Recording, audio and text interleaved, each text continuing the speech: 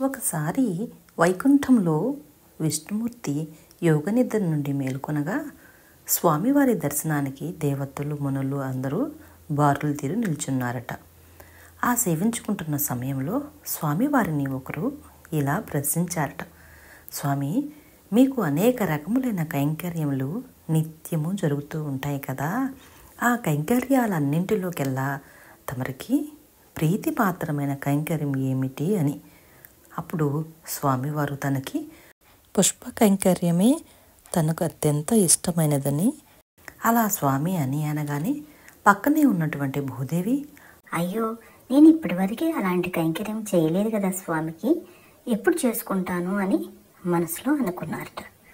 స్వామి వెంటనే తథాస్తు అన్నారట. అప్పుడు అమ్మవారు, స్వామి, నేను ఎవరికి ఎప్పుడు జన్మించాలి, నా జన్మ రహస్యం ఏమిటి అని అడిగిందట. స్వామివారు, గరుత్మంతుడి అంశలో భట్టనాథునిగా జన్మిస్తాడు, వారికి అయోనిజమై తులసి వనంలో దొరుకుతామని అభయమిచ్చారు స్వామి నారాయణుల వారు. గరుత్మంతుడు భట్టనాథునిగా జన్మించడానికి మరొక కథ ప్రచారంలో ఉంది. ఒకసారి లక్ష్మీనారాయణులు భూలోక విహారం చేయాలని వారికి మనసులో అనిపించి వారి వాహనమైన గరుత్మంతుడిని సిద్ధం కమ్మని చెప్పి ఆజ్ఞాపించారు. గరుత్మంతుడు లక్ష్మీనారాయణలు ఎక్కించుకుని భూలోక విహారానికి తీసుకుని వెళ్ళగా అక్కడ ప్రకృతిని చూసి పులకరించిపోయారు లక్ష్మీనారాయణులు. పారవశంలో మునిగిపోయారు. ఆనందంతో నిండిన హృదయంతో గరుత్మంతుడితో ఇలా అన్నారు. గరుత్మంత, నీవు ఈ ప్రకృతిని చూసి నా మనసు ఎంతో ఆనందంతో పులకరించిపోతుంది. నీవు ఎప్పుడు మీ సేవలోనే తరించడమే కానీ మమ్మల్ని ఒక్కసారి కూడా నోరు తెరిచి ఏ కోరిక కోరలేదు. ఈ రోజు నీవు ఏది కోరినా అది ఖచ్చితంగా నెరవేరుస్తాను, ఏదైనా కోరుకును అని పలికారు లక్ష్మీనారాయణులు. దానికి గరుత్మంతుడు, స్వామి, ఎప్పుడూ మీ సేవలోనే నేను తరించాలి కదా, అదే నాకు మనసుకు తృప్తి అన్నాడు. దానికి లక్ష్మీనారాయణులు, నీవు చేస్తున్న ఈ సేవకి మేము ఏదైనా ప్రతిఫలంగా ఇవ్వాలనుకుంటున్నాము అన్నాడు. నీవు ఏదైనా సంకోచం లేకుండా అడుగు అని అన్నారు. దానికి గరుత్మంతుల వారు, స్వామి, నీవు నా తల్లి అయిన లక్ష్మీదేవిని ఎప్పుడూ విడవకుండా నీతోనే ఉంచుకుంటున్నావు. ఎందుకంటే మీ ఇద్దరికీ వివాహమనే ఒక బలమైన బంధం ఉంది కాబట్టి. అలాగే నేను కూడా ఒక బంధాన్ని ఏర్పరచుకుని మీ సేవలో శాశ్వతంగా ఉండిపోవాలి, అదే నా కోరిక అన్నాడు. కాబట్టి నేను మీతో ఒక బంధం ఏర్పరచుకోవాలి. మీరు నాకు అల్లునిగా, నేను మీకు మామగారిగా ఒక బంధాన్ని ఏర్పరిచి నా జన్మను ధన్యం చేయండి స్వామి అని వేడుకుంటాడు గరుత్మంతుడు. దానికి శ్రీ మహావిష్ణువు ఒక నవ్వు నవ్వి, గరుత్మంత, ఎప్పుడు నా సేవలో తరించాలనే నీ కోరికతో నీవు నన్ను మరింత దగ్గర చేసుకోవాలనే ప్రయత్నమే చేస్తున్నావు. నీ కోరిక తప్పకుండా నెరవేరుతుంది. నీవు వైష్ణవ బ్రాహ్మణిగా పుట్టి ఆళ్వార్ పరంపరలోని పెరియర్వారుగా కీర్తించబడతావు. అంతేకాక సాక్షాత్తు భూదేవి నీ కూతురుగా అవతరిస్తుంది. అలా అవతరించిన భూదేవి నాకు ఇచ్చి పెళ్లి చెయ్యి.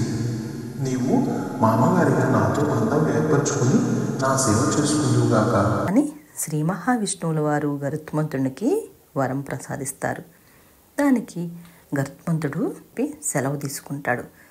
తమిళనాడులోని శ్రీవిల్లిపుత్తూరు గ్రామంలో వటపత్ర సాయి రూపంలో దర్శనమిస్తున్న శ్రీ మహావిష్ణువుని దేవాలయం ఒకటి ఉంది. ఆ దేవాలయ పూజారి అయిన ముకుందాచార్యులు పద్మ అనే దంపతులకు గరుత్మంతుడు విష్ణుచిత్తుడు అనే పేరుతో జన్మించి ప్రఖ్యాతిగాంచారు. విష్ణుచిత్తుడు అంతా ఎప్పుడూ శ్రీ మహావిష్ణువు చిత్తంలోనే ఉంటాడు కాబట్టి శ్రీ మహావిష్ణువు గురించి ఆలోచిస్తూ ఉంటాడు. విష్ణుచిత్తుడు అసలు పేరు భట్టనాథుడు.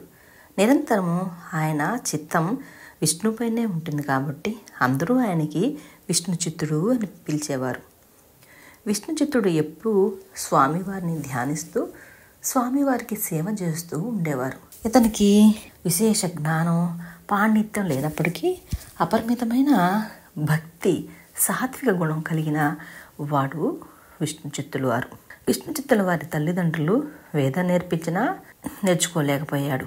వేద సారాంశం తెలిసిన వాడికి వేదంతో పనే ఉంది అని వారి జన్మ రహస్యాన్ని బయటపెట్టేవాడు. మానవులు ఎప్పుడూ మానవుల్లాగానే ఉండాలని, తనకు వేదాలు రావు కాబట్టి తనకు స్వామి కైంకర్యాలకు దూరంగా ఉంచారు ఆ ఆలయ వేద పండితుడు.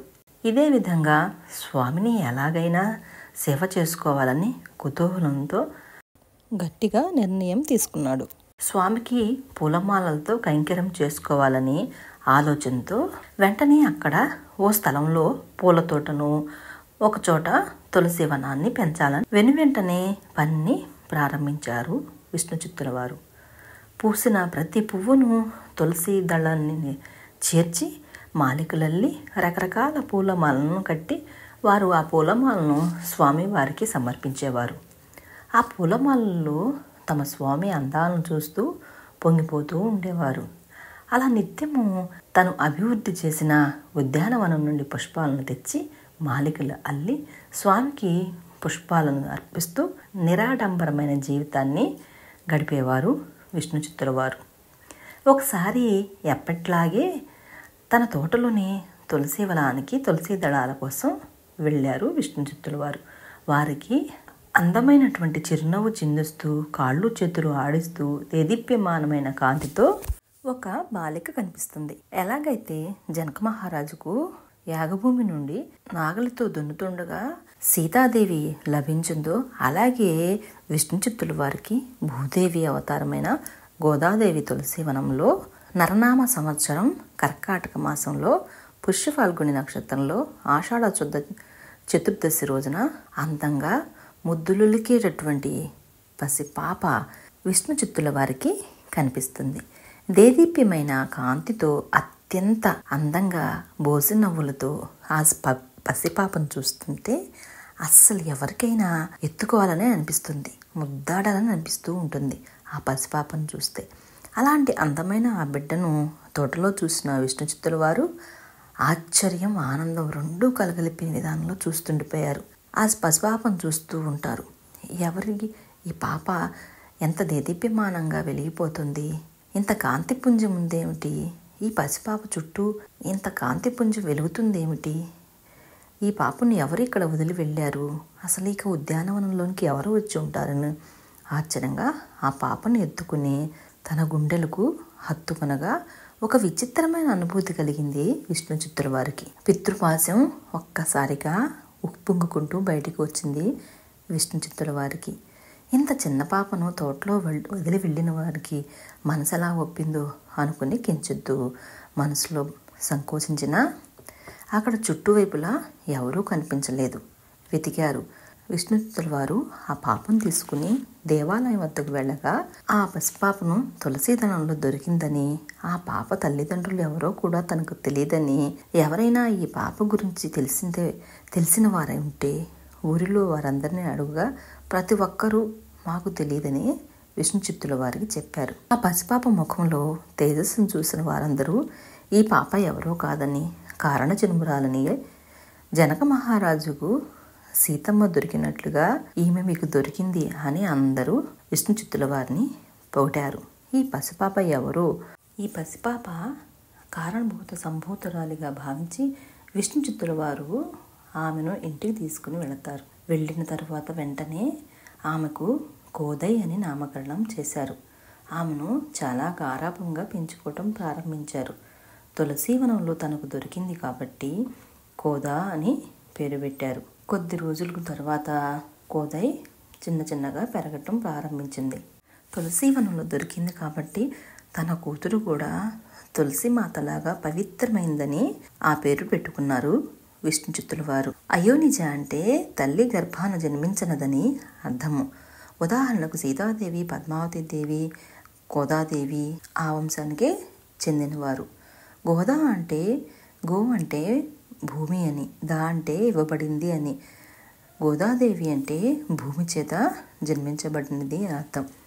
గోదాదేవి దినదిన ప్రవర్ధమానంగా వెలుగొందుతూ పెరుగుతూ ఉంది. చిన్నప్పటి నుంచి తండ్రి దగ్గర చాలా గారాభంగా పెరిగింది.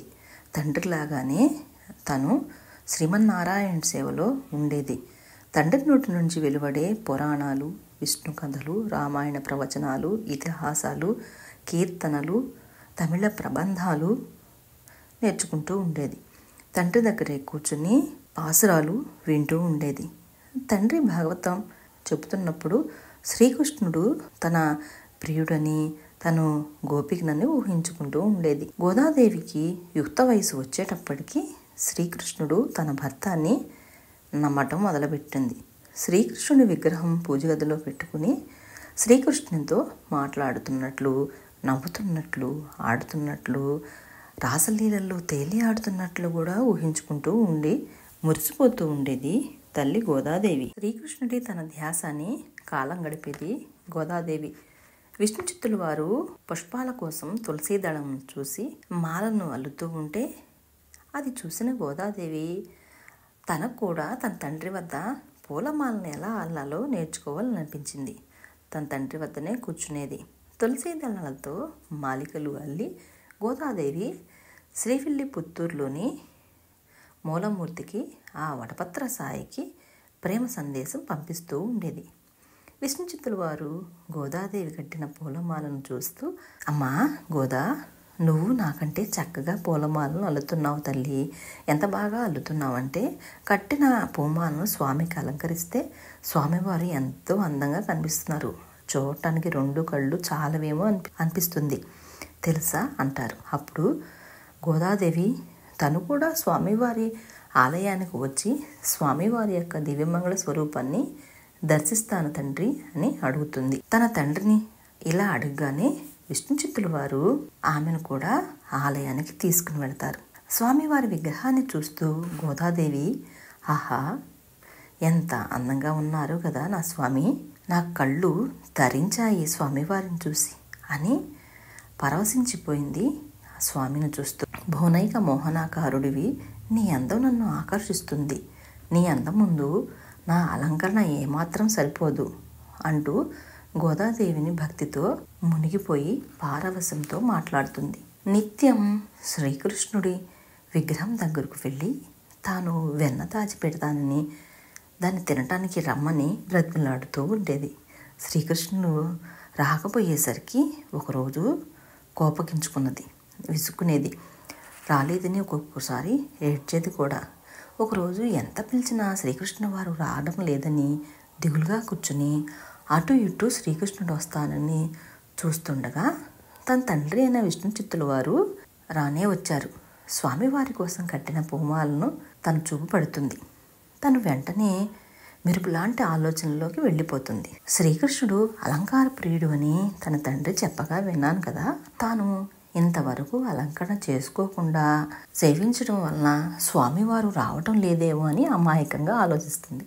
ఆ పూమాలలో తనను తాను అలంకరించుకుని ఆ అలంకరించిన ఆ పూమాలికను శ్రీకృష్ణుడికి వేస్తే తను తప్పక వస్తాడని, తన అందానికి మెచ్చి తను తప్పకుండా వివాహం చేసుకుంటాడని నమ్మింది గోదాదేవి.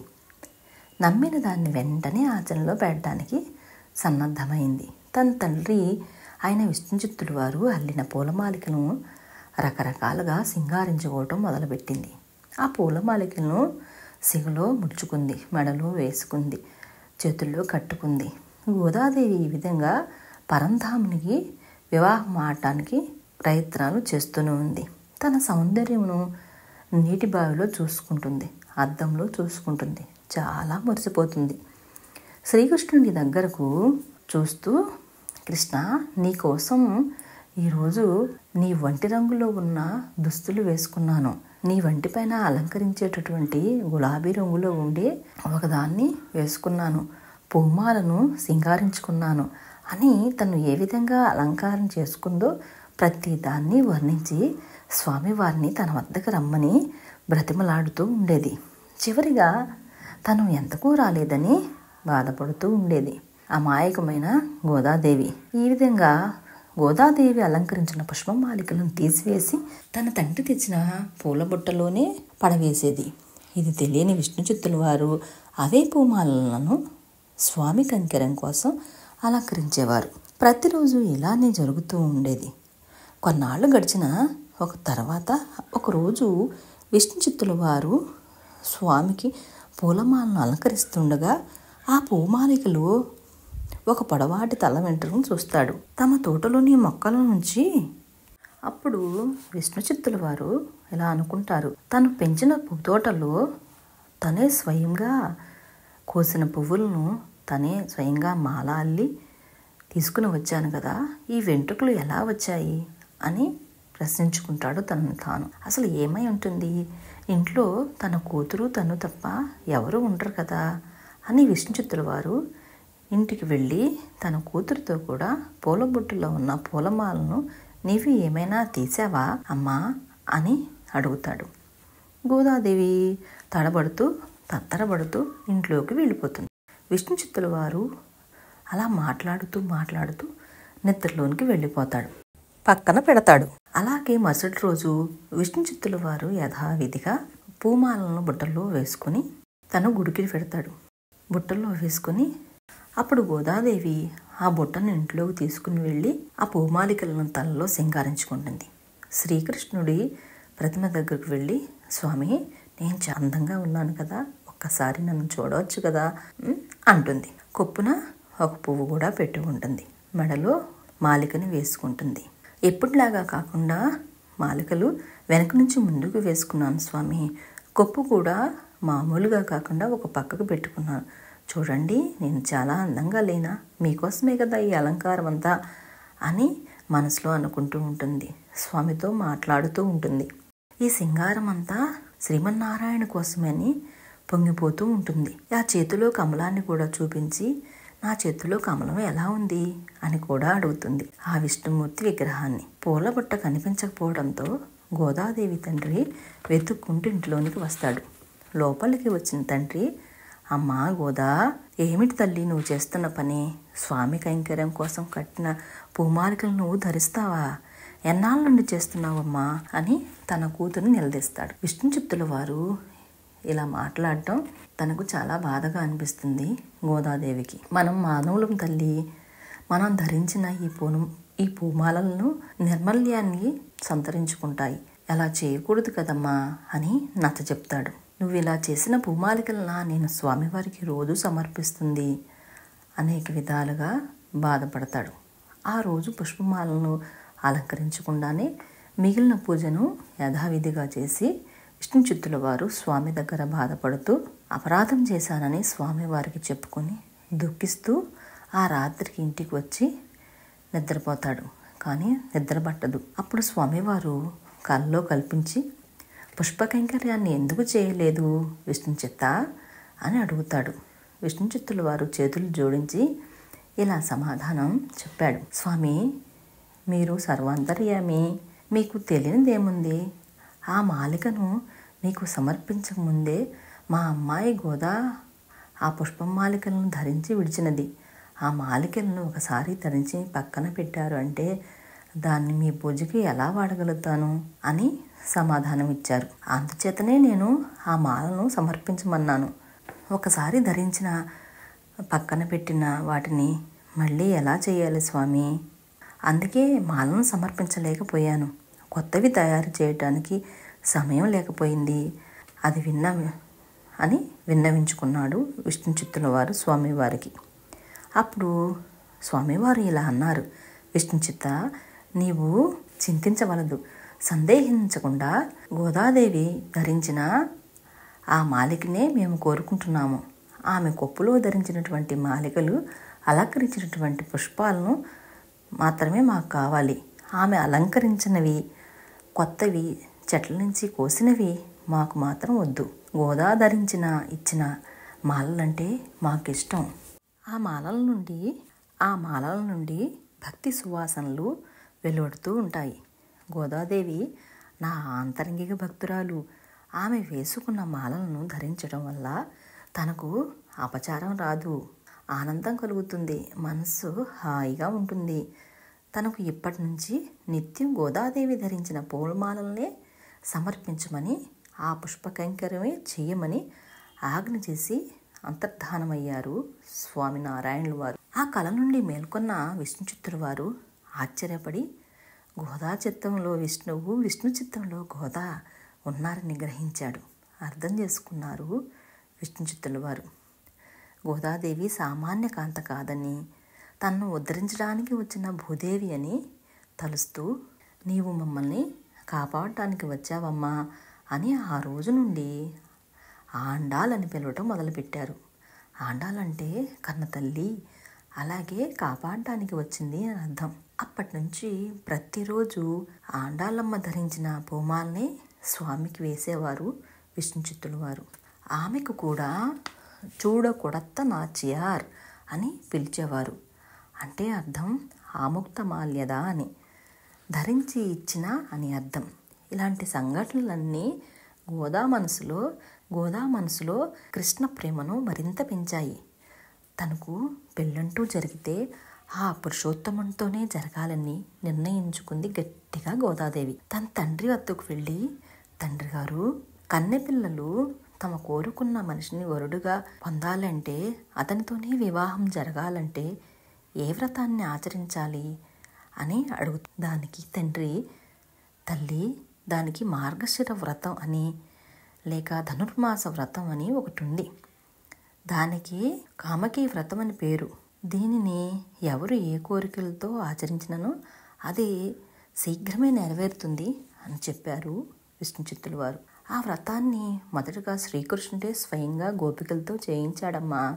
నీవు కూడా ఈ వ్రతాన్ని చెయ్యి, నీ మనసులో కోరిక వెనువెంటనే నెరవేరుతుంది అని చెప్పారు. గోదాదేవి ఆ వ్రతాన్ని మొదలు పెట్టడానికి అక్కడ ఉన్న కన్నెపిల్లలందరికీ చెప్పి వారందరితో కలిసి చేయడానికి సన్నాహాలు మొదలుపెట్టింది. గోదాదేవి ఈ వ్రతం చేయడానికి మార్గశిర మాసం వరకు ఎదురు చూస్తూ ఉంది. చివరకు తను ఎదురు చూసిన మార్గశిర మాసం రానే వచ్చింది. గోదాదేవి తన్ను గోపకన్యగా, తనతోటి స్నేహితురాళ్ళందరినీ గోపకన్యలుగా శ్రీవల్లి పుత్తూరును నందగోకులంగా, అక్కడ ప్రవహించిన నదిని యమునా నదిగా, తాము చేస్తున్న వ్రతం ద్వారా శ్రీకృష్ణుడిని భర్తగా పొందాలని మనసులో కోరుకుంటుంది. ఆ విధంగా వ్రతాన్ని భావించి చేస్తుంది. ప్రతిరోజు ఒక దివ్యమైన గేయాన్ని రచించి స్వామికి వినిపించేది. ఈ వ్రతం నిష్టలతో, ఉపవాసాలతో గోదాదేవి దీక్ష వహించి ఎంతో నిష్కల్మషమైన మనసుతో ఆచరిస్తూ ఉండేది. ఈ వ్రతాన్ని ఆచరించిన 30 రోజుల్లో గోదాదేవి శ్రీకృష్ణుని తన దగ్గరకు రమ్మని, తాను రాకపోతే నిద్ర కూడా పోనని, జుట్టు కూడా దువ్వుకోనని, కళ్ళ కాటు కూడా పెట్టుకోనని, జడ వేసుకోనని, పాలు పెరుగు వెన్న దాచిపెట్టాను, రా కృష్ణయ్య తిని వెళ్తూ అని ఇప్పుడు బ్రతిమలాడుకుంటూనే ఉండేది. తాను రాకపోయేటప్పటికీ చింతిస్తూ ఉండేది. గోదాదేవి నిష్కలమైన నిష్ఠతో, ఉపవాసంతో, భక్తితో, దీక్షతో ఆ శ్రీకృష్ణుని భర్తగా పొందాలని వ్రతాన్ని ఆచరించింది. ఆ వ్రతం ఆచరించిన 30 రోజులు వేదాలన్నీ తిరుప్పావై పేరుతో ఒక్కొక్క పాసురాన్ని, అంటే కీర్తనలను శ్రీకృష్ణుని కోసం గానం చేయసాగింది ఆ మహాతల్లి గోదాదేవి. ద్రవిడ భాషలో తిరు అంటే పవిత్రమైనదని, పావై అంటే వ్రతం అని అర్థం. తిరుప్పావై అంటే పవిత్రమైన వ్రతం అని అర్థం. గోదాదేవి రచించిన పాసురాలు కేవలం గీతమాలికలోనివి మాత్రమే కావు. దైవచింతన కోసం, కర్తవ్య నిర్వహణ కోసం, మానవులను నిద్రలో నుంచి చైతన్య దీపాలు వెలిగించటం కోసం ఒక్క పాసురం చదువుతుంటే మనసులో ఉండదు, పరవశించిపోతూ ఉంటాం, పాదాల మీద వాలిపోతుంది. ఆ విధంగా పాసురాలను తీర్చిదిద్దుతుంది గోదాదేవి. ఆమె వ్రాసిన పాసురాలు మొత్తం 30. మొదటి 5 భక్తిని తెలియజేస్తాయి. భగవంతునికి చేసే అర్చన, ఉపచారాలు, ఆడంబరాలు అవసరం లేదని, భగవంతునికి చేసే అర్చన ఆడంబరాలతో సంబంధం లేదని, ఉపచారాలన్నీ చాలా భక్తితో, ప్రేమతో చేస్తే సరిపోతుందని ఆ పాసురాల్లో అమ్మవారు తెలియపరుస్తారు.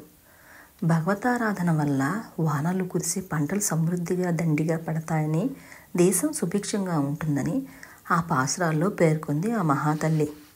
తర్వాత 10 పాసురాల్లో చెల్లులతో కలిసి శ్రీరంగనాథుని సేవించడానికి గోదాదేవి వెళుతున్న సన్నివేశాలు కూడా ఉంటాయి. పక్షుల కిలకల రావాలు అప్పటికప్పుడు వినిపిస్తున్నట్లు, పుష్పాలు వికసిస్తున్న గుమగుమలు, గుడిలోని గంటలు లేగదూడల అరుపులు, వాటిలో ఉన్న మాధుర్యాన్ని, గంటల సవ్వడిని మొదలైన మనోహరమైన ప్రకృతి దృశ్యాలు, వైభవాలను వీటిలో కనిపిస్తుంది. 15 నుంచి 20 వరకు గోదాదేవి చెల్లులతో కలిసి చేసిన దేవాలయ సందర్శన విషయాలతో నిండిపోయి ఉంటాయి. యోగ నిద్రను విడిచి మేలుకోవయ్యా అనే స్తోత్రాలు ఈ పాసురాల్లోనే వినిపిస్తాయి. శ్రీకృష్ణుడు అష్టమహిషుల్లో ఒకరైన నీలాదేవి కూడా వీటిలోనే మనకు కనిపిస్తుంది. తర్వాత 9 పాసురాలు పూర్తిగా భగవత్ విలాసాన్ని ప్రకటిస్తాయి. నిష్కల్మషమైన హృదయంతో రంగనాథునికి అర్పిస్తుంది గోదాదేవి. చివరి పాసురంలో ఎవరైతే ఈ పాసురాన్ని విన్నారో, గానం చేస్తారో వారికి భగవంతుడు అనుగ్రహం తప్పకుండా కలుగుతుందని చెబుతుంది గోదాదేవి. ఎట్టకేలకు గోదాదేవి ప్రేమకు ఆ పరంధాముడు లొంగగా తప్పలేదు. తానే స్వయంగా విష్ణుచిత్తుల వారికి స్వప్నంలో సాక్షాత్కరించి ఇలా అన్నారు: విష్ణుచిత్త, నీ కుమార్తె గోదాదేవిని సామాన్య కాంత కాదు, సాక్షాత్తు భూదేవి అంశే. అలాగే నీవు కూడా గరుత్మంతుడి వంశవే. రేపే మార్గశిర వ్రతం ఆఖరి రోజు. నేను పాణిగ్రహణం చేసుకునేందుకు వివాహ మహోత్సవానికి అన్ని ఏర్పాట్లను, తగిన సామగ్రిని తీసుకుని పాండ్య మహారాజు ఛత్ర ధ్వజ చామరాదులతో, రత్నాలతో మిమ్మల్ని స్వాగతిస్తారు అని అంతర్ధానమయ్యారు విష్ణుమూర్తుల వారు. అలాగే పాండ్యరాజులకు, దేవాలయ పెద్దలకు కలలో కల్పించి విషయం వివరించాడు శ్రీ మహావిష్ణువు. స్వామివారి మాటలు విన్న విష్ణుచిత్తుల వారికి పట్టరాని సంతోషమైంది. మనసు అంతా ఉల్లాసంగా అనిపించింది. ఆ రోజంతా గోదాదేవి తండ్రి విష్ణుచిత్తుల వారికి ముద్ద ముట్టలేదు. ఎప్పుడు తెల్లవారుతుందా, స్వామిని ఎప్పుడు చేరుకుంటామా అని ఆలోచించుకుంటూనే ఉన్నారు. ఆ రాత్రంతా అలాగే గడిచిపోయింది. తండ్రి కూతురు గోదాదేవి తన వ్రతాన్ని పూర్తి చేసుకున్నాక విష్ణుచిత్తుల వారు తన కుమార్తెను పెండ్లి కూతురుని చేసి శ్రీరంగానికి బయలుదేరడానికి సిద్ధం కాగా, పాండ్యరాజు పల్లకిని, మేళతాళాలను తీసుకొని తన కుమార్తెను పెండ్లి కూతురుని చేసి శ్రీరంగానికి బయలుదేరడానికి సిద్ధమవుతారు. పాండ్యరాజు పల్లకిని, మేళతాళాలను తీసుకుని వచ్చి, శ్రీరంగనాథుడి మమ్మల్ని ఆజ్ఞాపించారు, మీ ఇంటికి వెళ్ళమని చెప్పారు అని చెప్తారు.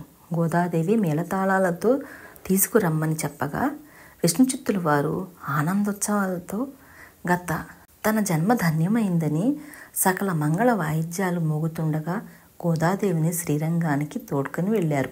గోదాదేవి తాను రచించిన 30 తిరుప్పావై పాసురాలను స్వామివారికి అర్పించాలని తనతో కూడా తీసుకుని బయలుదేరింది.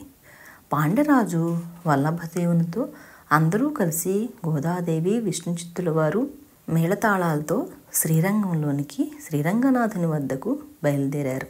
అక్కడ వారి రాక గురించి తెలిసిన ఆలయ అర్చకులు వారిని లోనికి మనస్ఫూర్తిగా ఆహ్వానించి తీసుకువెళ్ళారు. గోదా వెనువెంటనే స్వామికి దర్శనం చేసుకుని తాను రాసిన 30 పాసురాలను స్వామికి అలంకరించేసింది, అంకితం చేసింది. శ్రీరంగనాథునికి గోదాదేవి వివాహం జరిపించారు. ఈ విధంగా పెళ్లి కాని ఆడపిల్లలకి తను కోరుకున్న వరుడు భర్తగా రావాలంటే ఏం చేయాలో తెలిపే ఈ కథే గోదాదేవి కళ్యాణం చరిత్ర.